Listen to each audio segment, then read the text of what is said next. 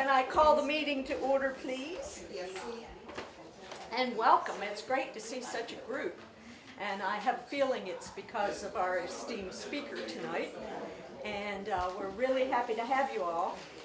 Let me just briefly tell you how we expect the evening to go roughly. Until about 7:45 or however much time Professor Bastress needs, we'll go. And then we'll have time after he talks for questions from the audience.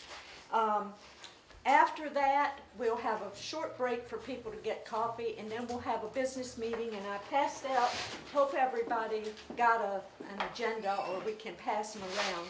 It'll be a very quick business meeting, but just to catch the membership up with what's been going on and where we think we're going from here on out. So let me introduce Professor Robert M. Bastress, the John W. Fisher II Professor of Law at the WVU College of Law.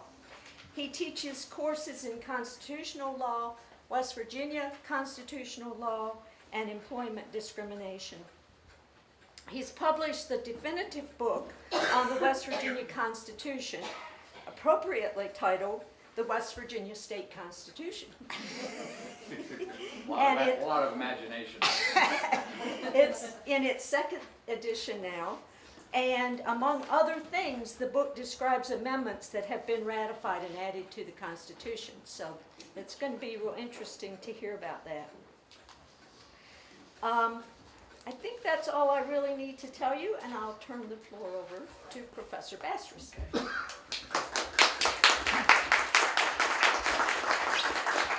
Thank you, Vicki. It's a pleasure for me to be here tonight and talk about one of my favorite subjects, the West Virginia Constitution, at least primarily addressing it, and constitutional law generally. And so I appreciate the opportunity, and of course our topic tonight is particularly one that's of current interest to folks. As Vicki mentioned, we'll have time for questions, I'm sure, after I'm finished with my prepared remarks, but I also don't mind being interrupted as we go along. It breaks the monotony of my delivery. So if you do have questions or would like clarification, just raise your hand and shout away. I do want to spend a few minutes discussing the federal Constitution with regards to amendments before moving on and focusing on West Virginia. The federal Constitution, of course, provides for two methods of amendments. In Article 5 of the Constitution, a two-thirds vote in either house proposing an amendment, or a call from two-thirds of state legislatures for a constitutional convention. We have never had a constitutional convention since 1789, although there's one going around right now to propose a balanced budget amendment. And once you get the two-thirds vote in each house, the Article 5 then requires 3/4 of the states to ratify the amendment, either by their legislatures or by convention, as specified by Congress. I think you could see that two-thirds vote in both houses of Congress and 3/4 of the state to ratify is an extremely difficult process. The framers consciously intended to create a system which would require virtual consensus before the Constitution could be changed. So as a result, we've only had 27 amendments in our 230-year history, and 12 of those came in the first 15 years. So since 1804, we've only amended the Constitution 15 times, which is, you do the math, once every 20 years or so, and we have not amended it since 1992. Many of our amendments had as its purpose the expansion of the franchise.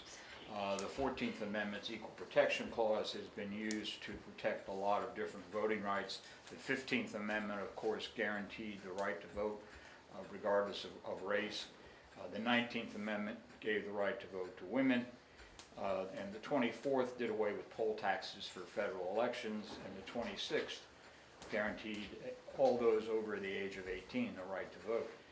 So that's 5 of our amendments have focused on voting rights, and we've had this sort of gradual expansion of the franchise to where it's now virtually a universal right. The state constitutions are quite different from the federal constitution. Generally, they are much longer. The federal constitution only runs to a little over 7,000 words, and Alabama set the record for the longest state constitution with a 350,000 word document, and it's just staggering that they could do that. West Virginia's is about a little over 20,000 words, and so it's an average state constitution. And they're longer because they deal with more subjects than the federal. Every state has an educational article, every state has a tax and finance article, has to deal with local government structure, none of which is in the federal constitution. Another trait of state constitutions, they're more frequently created. Some states have had as many as 7 different versions of their state constitution, and they're also much easier to amend. Again, Alabama set the record. They enacted their 1901 Constitution was amended 880 times, and until they finally decided to write a new one, and hopefully they'll get it right this time. And there were several states that have almost 500 amendments of their state constitution, and they tend to be southern and western states, where you have, particularly the western states, you have the referendum and initiative, and they bring on a lot more amendments. West Virginia, as of 2016, and I believe this is still true, had been amended 75 times since 1872. We're still using the 1872 Constitution. And of those 75, 15 of them were simply authorizations for a bond sale. So we've only had 60 substantive amendments. There were very few in the 19th century, and then they tended to accelerate in their enactments during the 20th century. Article 14 of the state constitution sets forth the amendment process. It also provides for 2 methods. The legislature can call for a convention to amend the Constitution or write a new one. That is then submitted to the voters as to whether they want a convention. If they do, they then elect delegates, and then whatever the delegates produce is voted upon by the voters and must be approved by a majority of them. The second method provided is for the legislature to basically submit an amendment to the voters. It has to pass by 2/3 majority in both houses. So both the House and the Senate has to have approved and proposed amendment by 2/3 vote. Thus far, the latter method is the only one we've used. That is less legislative authorization by 2/3 supermajority and submission to voters. There were 2 efforts in the 60s to have a constitutional convention, and we almost did. Governor Hewlett Smith ran in 1964, basically on a platform that we need to overhaul our Constitution, that it's sort of creaking at the joints. And he did convince the legislature in 1965 to submit a call for a constitutional convention to the voters. Unfortunately, or not, depending upon your point of view, the legislation which created the vote on the convention was malapportioned. It did not provide for equal apportionment between among the voters. And so the Supreme Court struck it down and said you have to provide for equal apportionment in all elections, including an election on the Constitutional Convention. So 2 years later, Smith put it back on the agenda, and the House, in fact, passed a bill which would have set up the Constitutional Convention and sent it over to the Senate. And for some inexplicable reason, the Senate Judiciary Committee, which processed it, failed to turn it out to the full Senate before the second day of the session. And that meant it could not meet the constitutional requirement for 3 separate days of reading the proposed bill. And thus you needed an 80% supermajority to waive the 3 reading requirement, and they fell 1 vote short. And thus we didn't get a constitutional convention. Although I'll come back to sort of a postscript to that shortly. In the we've had 2 periods of sort of fairly intense consideration of constitutional reform, both in the 20th century. In the 20s, the legislature created a Constitutional Revision Commission, which made recommendations for constitutional reform. That did not produce much. We got a very important constitutional amendment in 1932, the Tax Limitation Amendment of that year, but that did not come out of the commission. And it imposed some very, very low caps on property taxes. The only thing that came out of the commission was a proposal for the Home Rule Amendment in 1936, which attempted to guarantee home rule for municipalities. Unfortunately, the courts have basically ignored it. And the legislature tried to enact a statutory home rule. That got ignored, and now we have, of course, the programs for project programs for municipal home rule. Yeah. Yes. How did the vote on the Constitutional Convention take malapportion? What does that mean? Well, for years the legislature had just ignored a state constitutional provision which said any county which is smaller than 60% of the average county size has to be attached to another county. And for years the legislature just ignored it and gave every county at least 1 vote in the legislature, which meant that the legislature was not consistent with what became known as 1 person, 1 vote. And for some reason, when they enacted the state Supreme Court struck down about 6 months before they voted on this Constitutional Convention, the legislature's practice of giving every county a vote, and in the House. And but when they drew up the apportionment map for the Constitutional Convention, they gave every county a vote, and the court said you can't do that. We've already told you it's unconstitutional. So so it has to be consistent with 1 person, 1 vote. So the 20s Constitutional Revision Commission was kind of a dud. So the legislature revived it, well, actually created a new Constitutional Revision Commission in the late 50s, and it put out a series of reports recommending various changes to the Constitution. And then you had this period where Governor Smith was unable to get the call for the Constitutional Convention. So he very quickly started proposing, and the legislature enacted a series of major constitutional reforms they came in fairly rapid succession over the period of about 14, 15 years, from 1968 to 82. And the cumulative effect of those amendments was really to streamline and modernize the state government.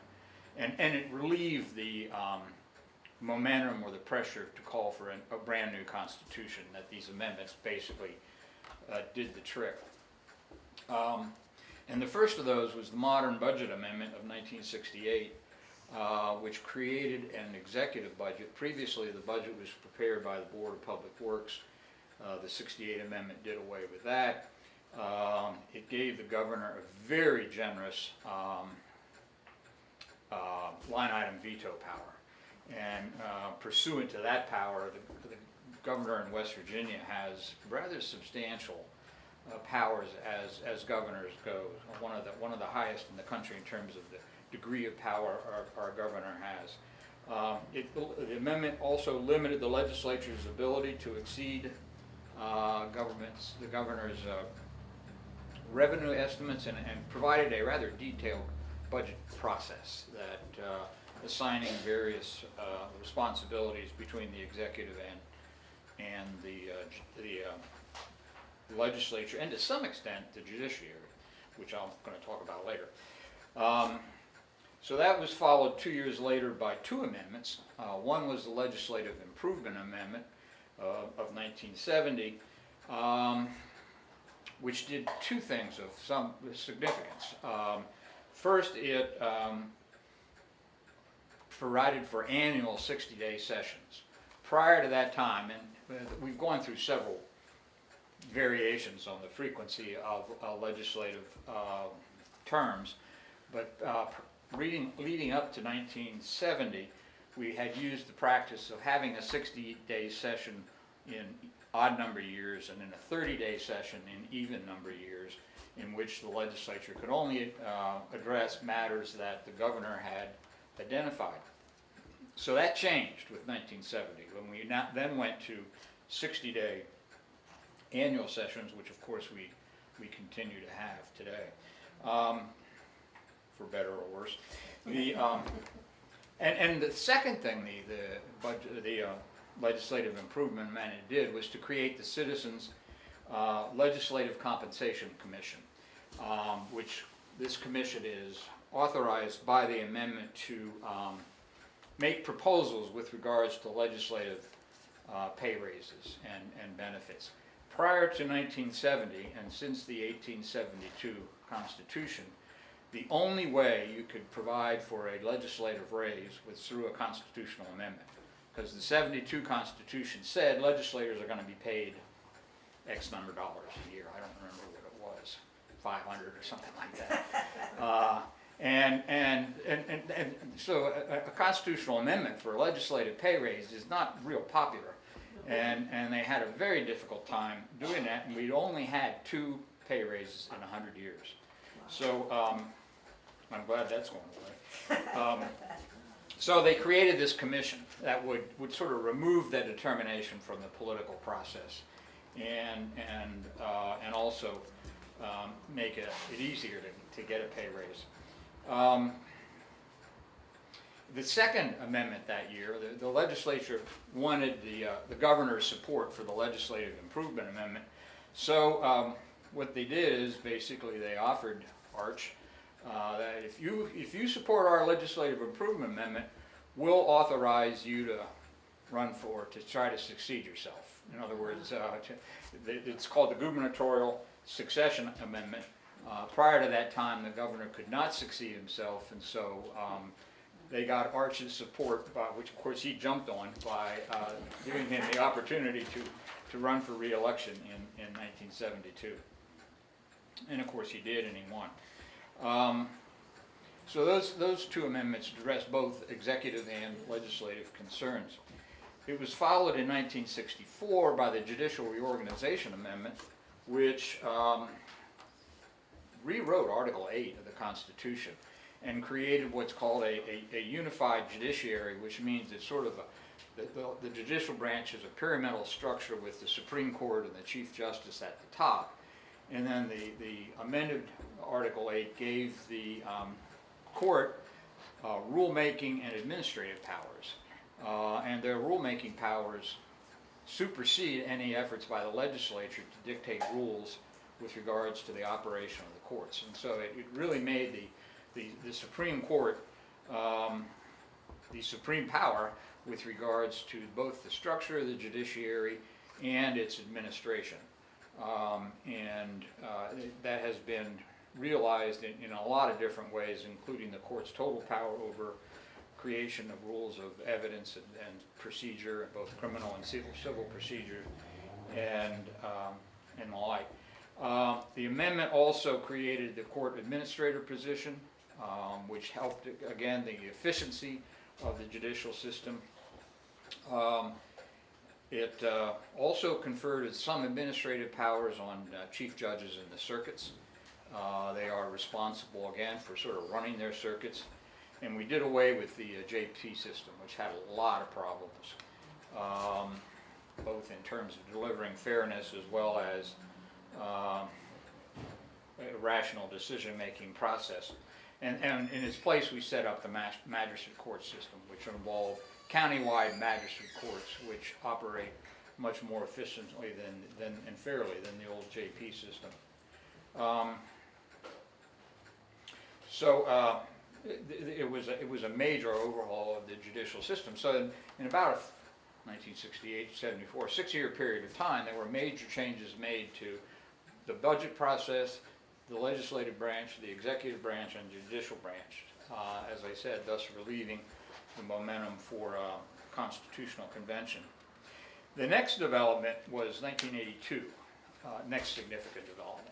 The Tax Limitation Amendment of 1982, which was a response to a state Supreme Court decision in June of 1982. The court decided Killen versus Logan County Commission, which dealt with really the operation of our property tax system, which was a total mess at the time, and it was just, it was totally lacking in rationality. There were variations in how the system was operated from county to county, and even within counties. There were conflicting state laws about assessors' discretion, and one of those statutes gave discretion to the county assessors to assess the value of property at anywhere between 50 and 100% of fair market value. And they used that power. I mean, it gave assessors an enormous ability to both reward friends and punish enemies with that kind of leeway in creating assessment values. And there had, in most counties, been a failure to reappraise property, except when the property was transferred. In other words, they only reappraised property at the point of sale, which I loved, because our property had been in my wife's family for like 200 years. So we were paying taxes on 1782 property values, and that was okay.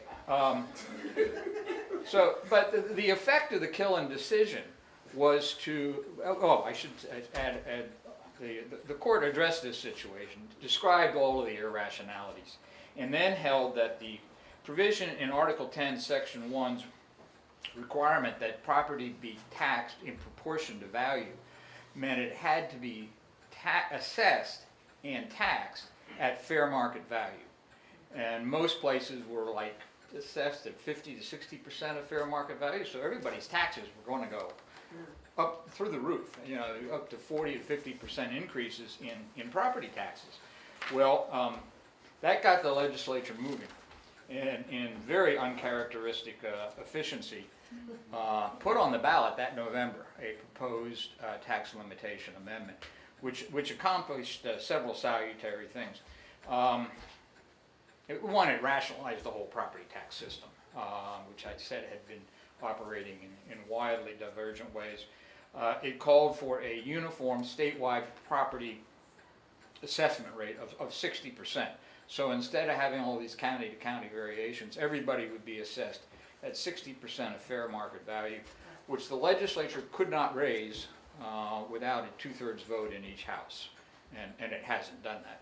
We're still at 60% of fair market value. It called for a statewide property tax reappraisal, which took a while to get, but we did eventually get that, and provided for periodic reappraisals after that, which we've had. So the Killen decision, while wildly controversial upon its release, brought about this major reform in the properties, and much needed reform in the property tax system. Which brings us to 1988 and an attempted effort at structural reform in the state constitution. Gaston Caperton, in his first year in office, proposed 3 structural reforms. One, to restructure the executive branch to do away with election of treasurer,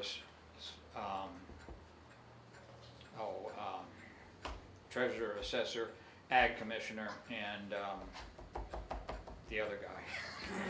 I forget the office now, I got a blank, it's auditor. And it would have left only the Attorney General as an elected state officer along with the governor, and would give the governor power to create these cabinets. That got beat down by about 8-1. He also proposed county government reforms to allow for consolidation of counties and city-county governments. That lost by about 7-1, and his proposal for educational reform lost by about 6-1. So he had a bad year. But the irony is that he got most of what he wanted through subsequent legislation anyhow, not all of it, but most of it, because the legislature went ahead and established his cabinet departments and so on. Those efforts failed, which brings me to the 2018 amendments that are going to be on the ballot in November. And I'll discuss those in the order they've been numbered. Amendment 1 I can read to you, it's very short. It would add section 57 to Article 6, which is the legislative article. And it provides, nothing in this Constitution secures or protects a right to abortion or requires the funding of abortion. The effect of that would be to overrule a 1993 case called Women's Health Center versus Panapinto, which held that the West Virginia Constitution provides both for a woman's right to choose between abortion and childbirth, and further provides that if the woman can't afford an abortion, the state must provide it. Reasoning from both equality and liberty grounds. Equality in the sense that if the state's going to pay for childbirth, as it did through Medicaid, it's got to provide then for abortion. And liberty concerns about protecting the interests. We have some provisions in our state constitution which require guarantees of the right to pursue safety and happiness, and that the state is required to provide for the common benefits, which includes the providing for the security of persons. And the court said those provisions, which do not have analogs in the federal constitution, impose responsibilities on the state that the federal constitution does not. So this amendment comes along to overrule Panapinto on both those holdings. It says that there is no right to choose abortion and there's no obligation to pay for them. The amendment, I think, was prompted by some Republicans who anticipated that Trump appointees might in fact vote to overrule Roe versus Wade. And of course, if that happens, then this amendment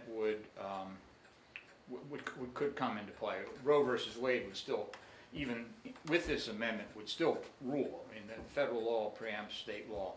So as long as Roe versus Wade remains good law, this amendment won't have any effect. If Roe is overruled, of course, it would.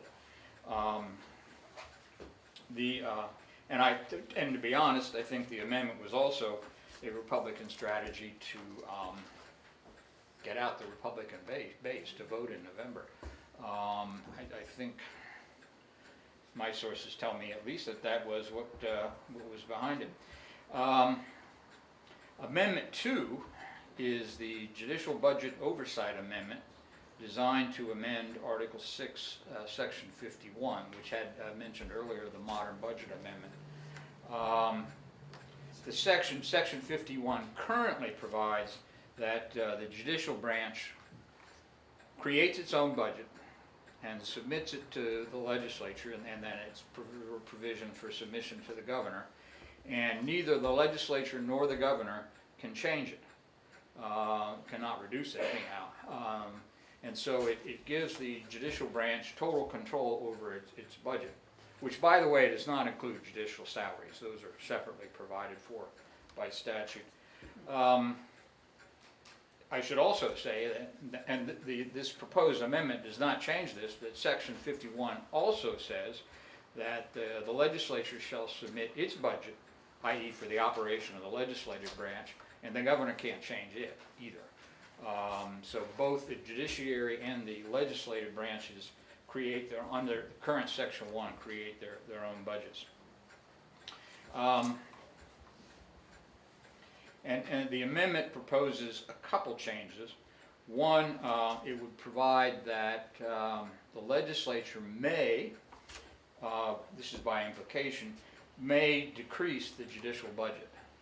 But if it decreases it by more than 15% over the prior year's budget, then it can only do so by 2/3 vote in each house. So if it's more than a 15% decrease is called for, you have to have the supermajority vote. It's stated in a very funny way. It says if it's less than 80, if the legislature wants to create it to a point less than 85% of the preceding year's budget, but that means it can't reduce it by more than 15%, if my math's correct. And then it has to have this supermajority if it does provide for a larger increase than 15. It would also require the Chief Justice to, when requested, appear before the legislature, and they already did that. That's not much of a change, because the Chief Justice would know that the legislature really controls the purse. So it provides for some legislative oversight of the judicial budget, and would have in that window of 15% the ability to decrease it. This was obviously a response to revelations that have emerged over the last 2 years, almost 8 to 18 months, of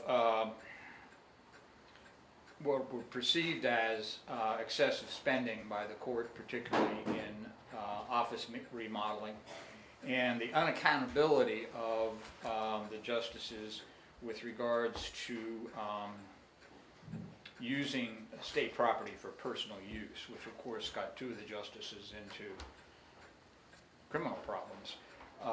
And so the legislature was concerned about the lack of control that had been exercised by the court, the lack of accountability, and the fact that there was simply no ability of the legislature to rein them in where perceived appropriate. Can I ask a question? Sure. How, if that law isn't passed yet, how can they impeach the court for overspending if the court was doing their own budget? Well, that of course is the argument that Justices Workman and Walker are currently making, and that is one of the impeachment charges is that they overpaid retired circuit judges serving on a temporary basis. And the justice's position is that Section 51 gave them that ability to set those. The Constitution specifically provides for the Supreme Court to appoint retired judges and justices to sit as one temporary assignment.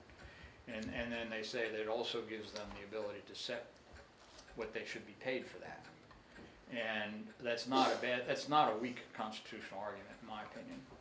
They have filed a mandamus suit to, well, I guess it's mandamus, seeking to enforce that provision in Section 51. And the Supreme Court, reconstituted as it would have to be, is supposed to hear that next Tuesday, I believe.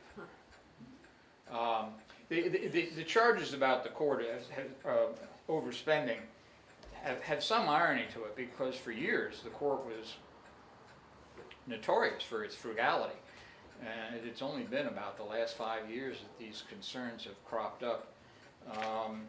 And in fact, one of the concerns was the court at one point had accumulated a $29 million excess in its budget, and when the rest of the state is really hurting, what the court carrying around a $29 million excess seems excessive, which is what the legislature, of course, concluded. And I believe that proposed amendment passed unanimously. I'm pretty sure about that. So those were my prepared remarks, so I'll take questions. Yeah. Yes, I just am always confused, to pass these amendments, is it a 50% or is it a supermajority? No, the popular vote is 50%. 50% Well, 50. for both of them? 50, one vote more than 50. Yeah. Yeah. The supermajority is in the legislature. Yes. I have a question about the federal, I think it's the 25th Amendment, the one that apparently you can remove the President of the United States. Right, right. Where did that come from? Was there a previous fake president?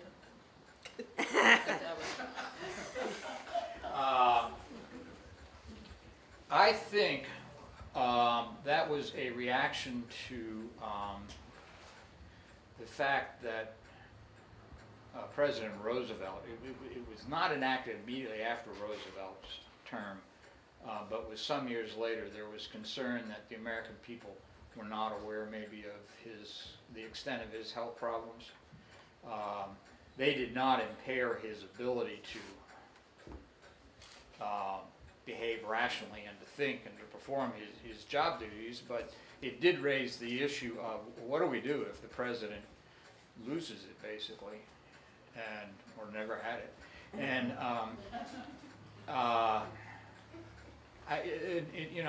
it takes a fairly it's a fairly detailed amendment in terms of the procedures to follow. We almost enacted an analog to it here in West Virginia when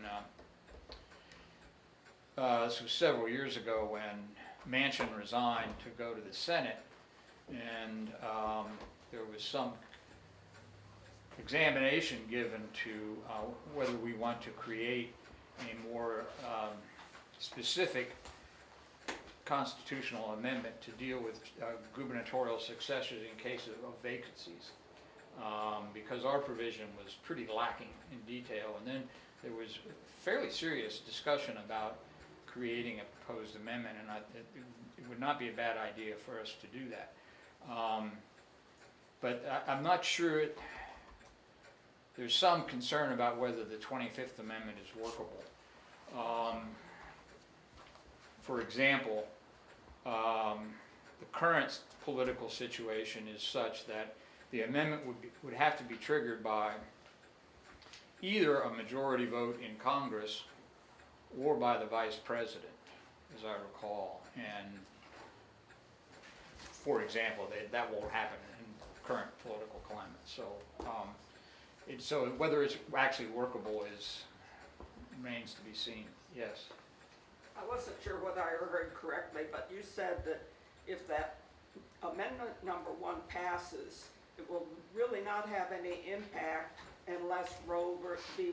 Wade is done away with. Is that what you said, or? Yeah, well, I did say something like that, but I would revise that actually. It would have the effect of, it would not change the woman's right to choose. The Roe versus Wade guarantees that, and that's federal law. It would change the state's obligation to fund abortions, because federal law does not require that. The cases dealing with the federal Constitution have held that the government is not required to fund abortions, even if it funds childbirth. And so this amendment would change that. Yes. Can you give us some pros and cons of the Second Amendment? Of Amendment 2? What was the question? Pros and cons on Amendment 2, which is the Judicial Budget Act, or amendment. The existing Section 51, I think, gave to the judiciary the control over its budget as a means for promoting judicial independence, because it prevents the legislature from retaliating against the court for unpopular decisions, and I think that was its purpose. And that degree of independence will be sacrificed. But the amendment does not take away the entirety of the judicial independence, of the ability of the judiciary to control its budget. It just allows the legislature to have some say in it. And that 2/3 requirement provides some measure of protection of the court's budget. So it sacrifices some degree of independence, but does not totally eliminate it either. It's not a radical change. For amendment number 1, if the voters agree to it, can that language ever be changed? I mean, it's just the way it's written now, will remain the same. It could only be changed by another constitutional amendment. Yeah, that's what you'd have to do. And I don't know that, I'm not sure it'll pass. I think there's some evidence showing it won't. Do you know who wrote that? That's what I wrote that. Who wrote it? It was basically the Republican leadership in the Senate. Thursday? Yeah. The sponsors were Senators, Rucker was listed first, so that usually indicates he was the lead sponsor. Arvon, Azinger, Blair, Boley, Boso, Klein, Ferns, Gaunch, Carnes, Mann, Maynard, Smith, Swope, Seipold, and Maroney, which is pretty close to half of the Republican senators. Are those all men? No, Robert. Are they all men? Yes. No, Donna Boley is a woman, of course. But there are only, I think Donna's the only woman in the Senate. And so, if a woman with a couple children was going to die in childbirth, she still couldn't have an abortion. That's right. That's true. If the amendment takes effect and isn't preempted by federal law, it includes no exception for danger to the health of the mother or the fetus. But she And could the have it if she obstetrician, could pay for it, and what would happen right? to the obstetrician? Well, she could, it does not provide for criminal sanctions. It doesn't prohibit abortions, it just says there's no right to an abortion in this state. And then, of course, the legislature could adopt criminal sanctions for getting an abortion or performing an abortion if this becomes law. I don't think I don't read it as self-executing. I think you'd still need a criminal provision to make it illegal. But it has no requirement for protecting the health and safety of the mother or the fetus. So the doctor could let that mother die and would still get paid? If somebody is willing to pay them, yeah. But it means that Medicaid doesn't have to pay for an abortion, That's right? what, yes. So you could privately pay for it, or your insurance, if you had insurance that would pay for it. Yes. Provided the legislature doesn't enact some Right. subsequent law Right. that outlaws it. That would Right. prohibit Yeah. it. Yes. And of course, before Roe versus Wade, we had states which did have criminal prohibitions on abortion without exceptions for the mother. Should this actually take effect and some circumstance happen that people still have the right to appeal that, correct? They could still appeal it to the West Virginia Supreme Court, then the U.S. Supreme Court. Can they go up an avenue such as that? Could you repeat? Could you repeat the question? Yeah, let's see if I understand it. If this goes into effect, could you still appeal? And the woman needed or wanted the abortion, was denied for some reason. Could she not appeal this statute? She could appeal it to the West Virginia Supreme Court or the U.S. Supreme Court if federal law still provided protection for her. And then federal law will be determined by whether Roe versus Wade is overruled or not. Because you can invoke federal rights in state court, and obviously you can go to federal court and invoke those rights. But if Roe is overruled, then there's simply no judicial outlet.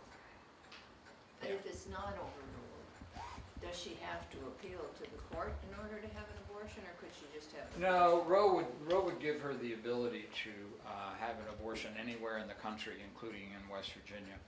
including West Virginia? Yeah, but she'd have to find the resources to pay for it herself.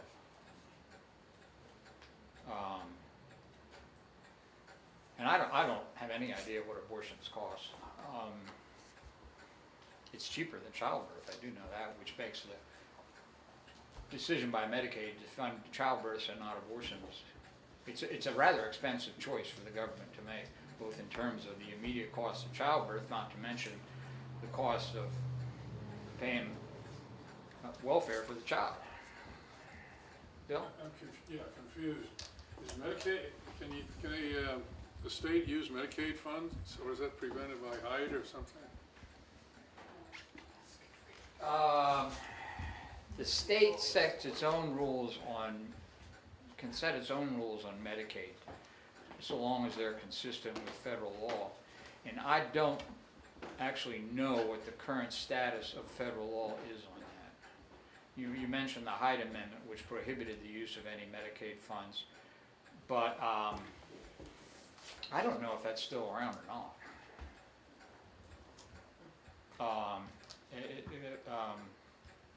I don't know.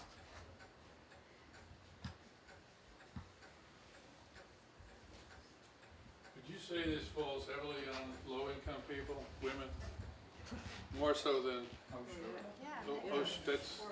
So that's really what this is about? Well, I can't get a tent, but I mean, falls. women with money can go to Maryland Right. or Pennsylvania. Women without money don't really have that option. Right. So the equal protection doesn't exist. Equal protection does not help the woman in that context. Does Medicaid pay for vasectomies? I don't know. I haven't asked that I one. think the answer to that is yes. That's my guess is it does. It's a voluntary procedure, but I don't know Medicaid law. Yes. Insurance didn't pay for it. Insurance won't pay for it. Is that what you said?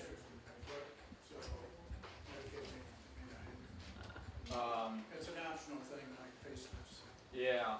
It's cheaper than Viagra and all that. Yeah, not my field. Yes. About Amendment 2.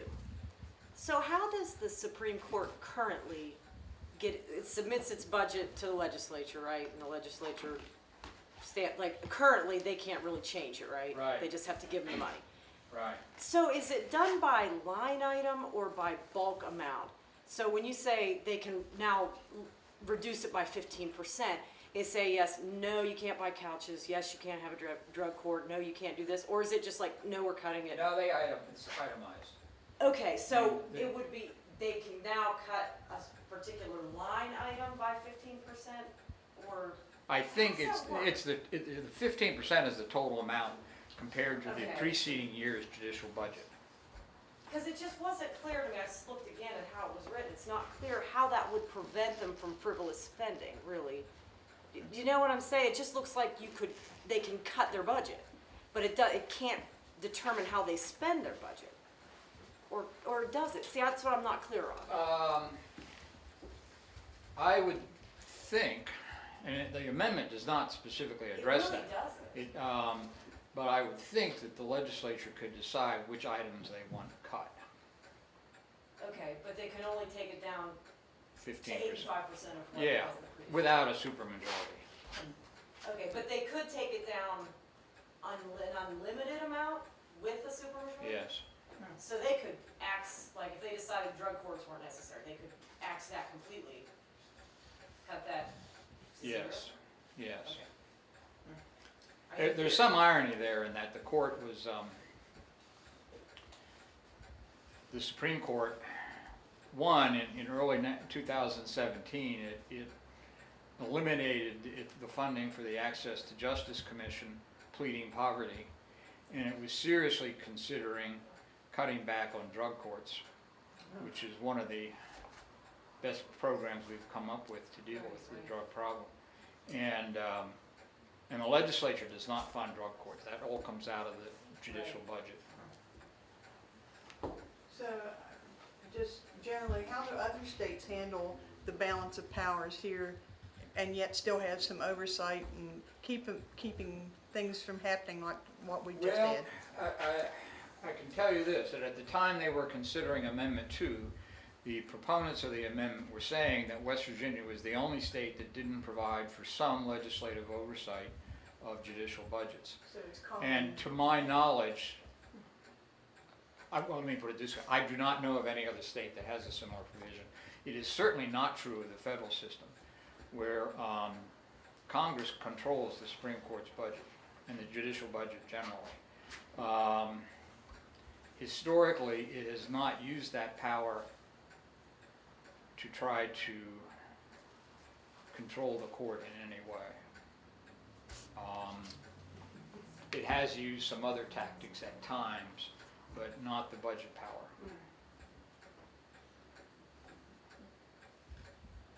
Yes, oh, I'm sorry.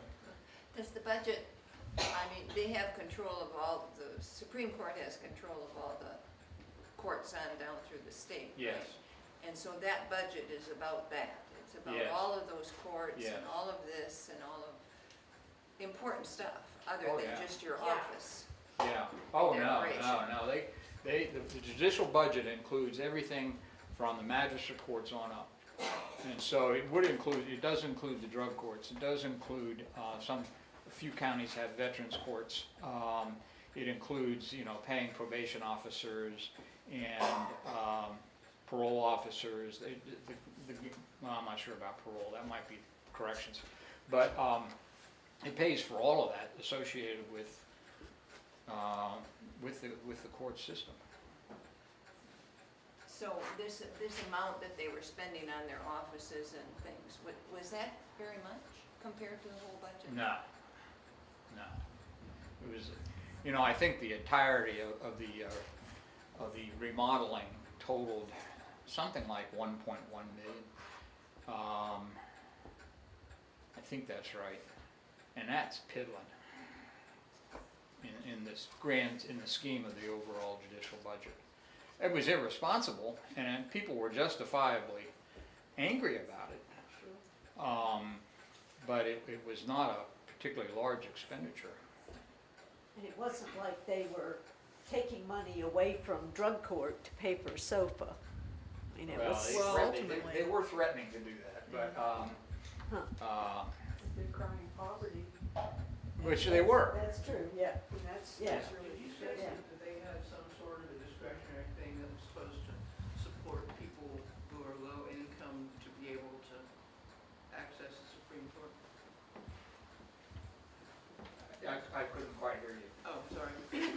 It sounded like you said that there was some sort of a program that supported people with lower incomes actually accessing the Supreme Court, and that the Supreme Court asked to be relieved of that because they didn't have enough money. Yeah, it's called Can the. you repeat that? Yeah, I think she's asking about my reference to the court's decision to cease funding for the Access to Justice Commission, which now exists in about 40 states. And what these commissions do is what the name implies. They address problems which prevent low and middle income people from realizing, from obtaining justice in the court systems. And they do a lot of different things. I mean, the commission currently, for example, is looking at physical access to courthouses for the handicapped and disabled. The commission, before the court cut it off, had been looking at that issue, but the study wasn't finished. They look at things like creating forms for self-represented litigants to help them find meaningful justice, because otherwise it's just a big bureaucracy to people who don't have lawyers. And I mean, these commissions in various states have really don't. Some states, like California, have offered service centers for self-represented litigants where they can go talk to a lawyer. I mean, that's at the high end of these commissions, but there are a variety of things that can be done. And what happened with ours is it had been in the Supreme Court, and then Justice Benjamin had spearheaded it, and then when he went out of office, they said, we're not going to fund it anymore. So they gave it to the law school. Huh. So the law school is now, has taken over. Is that what pays the public defenders? No, that's a totally separate Okay. system. Legislature's not happy about that either, but the federal constitution requires it, so. I have a question about the 13th Amendment. Okay. No, Are no, you go still ahead. speaking about one or two? Yeah, I was. But go ahead. Go ahead, because I forgot what I was going to say. This, the 13th Amendment, Uh-huh. okay. Did you see the film 13th? No. Okay, there's a Netflix film about 13th. And so it's, I have it here on my iPhone. Uh-huh. Okay, it says neither slavery nor involuntary servitude except as a punishment for crime whereof the party shall have been duly convicted shall exist within the United States or any place Congress, let's say, maybe that's the 13th. Okay, so then in this, it shows that all these black people are in prison working Yes. for industries, right? Yeah. Yeah. So, Well, they were duly convicted. But the state has the option to enforce this restriction on their voting by statute, as you just said. And some states enforce it and some don't, such as Florida. It does, and I don't know about West Virginia.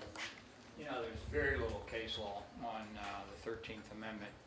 There are a couple cases, they're pretty old by now. But by and large, that amendment is enforced through federal criminal statutes,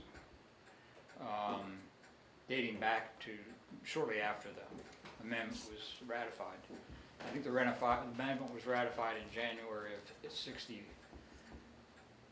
'65, and the implementing legislation was March 1865? 65 or 66, maybe it was 66. The practical effect- 66. The practical effect of that is what she's suggesting is that it's used in southern states to prevent blacks, mostly men, from voting.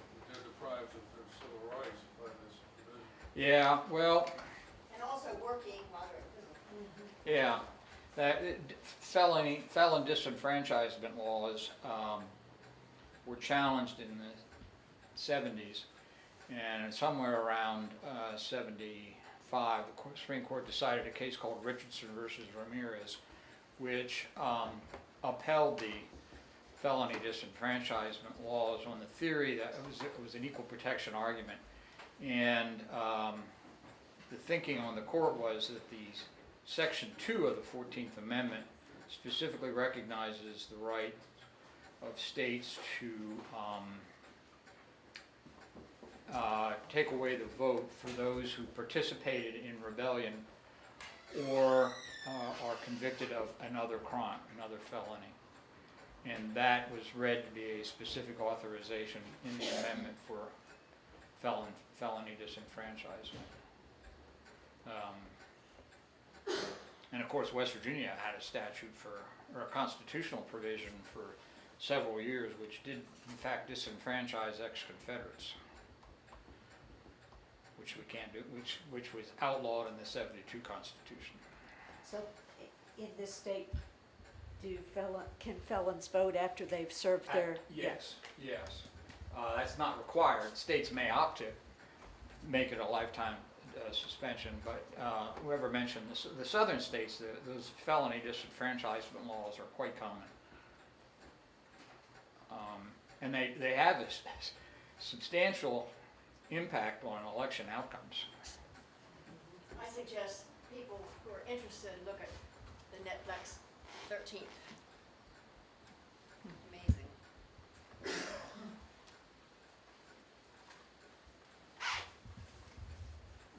Can I just ask a general question about federal amendments? Okay. The ERA keeps coming up now and then. Is there a time limit on? Yeah. So the ERA is dead essentially? Yes, unless it's reproposed. There's not a lot of guidance on that. The ERA, Congress put a specific deadline on it. And there were a lot of issues around the ERA because some states ratified it and then they repealed their ratification. Is that effective? But we didn't quite get to the 38 states needed. We came pretty close, 35 I think. And then Anita Bryant got on her horse and we lost it. But there are other amendments which do not have a time provision. The 27th Amendment, for example, was originally proposed along with the Bill of Rights in 1789, but it wasn't ratified until 1992. Wow. It took us that long to get to 3/4. It's an amendment which says that Congress can't get a raise unless there's been an intervening election. And it took us until 92 to get 3/4. Wow.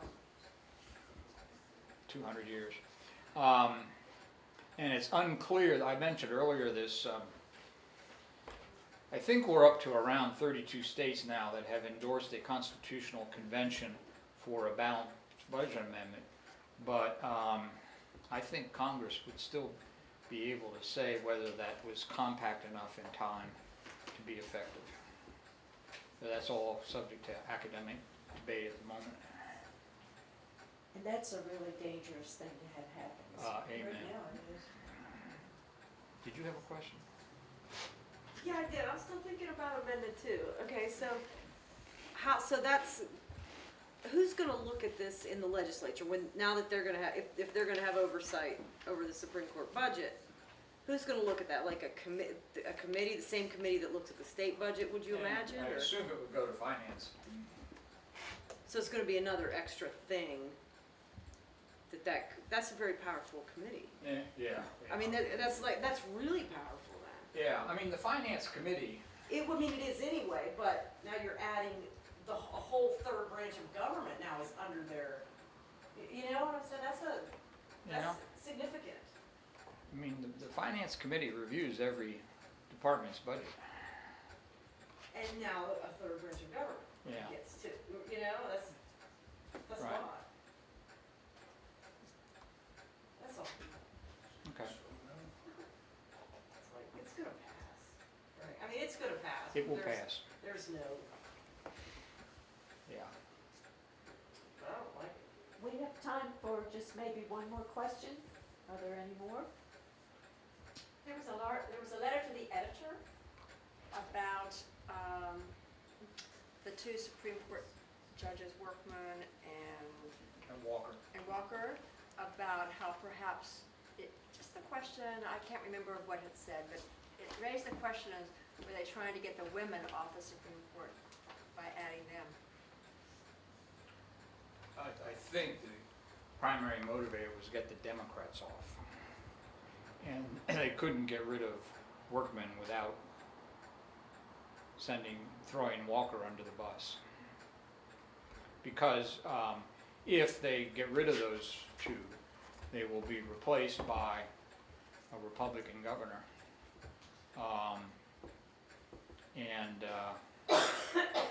There is some litigation going on over, there's a state statute which requires any gubernatorial appointment to provide that the successor be of the same party as the person who's created the vacancy.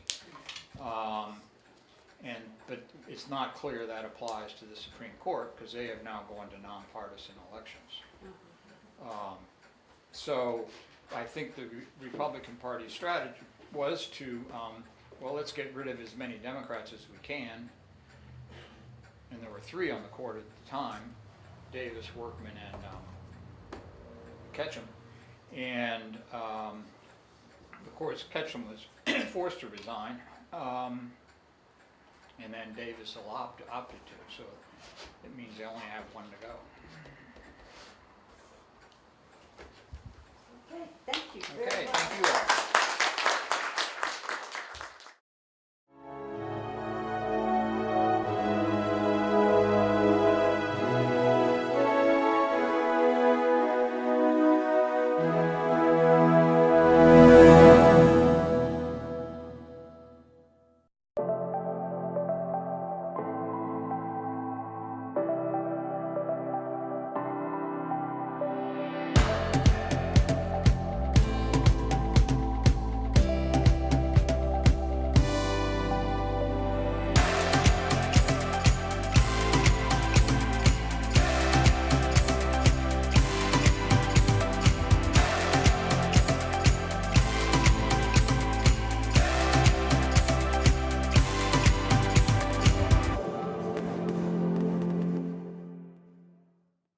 Honey, our tires are getting a little wore down. Did you know the Tire Lady at Rainbow Tire has all kind of winter tires on sale, including studs? Not that kind of studs. Studs for winter traction.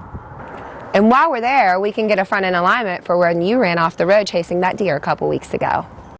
Okay, honey.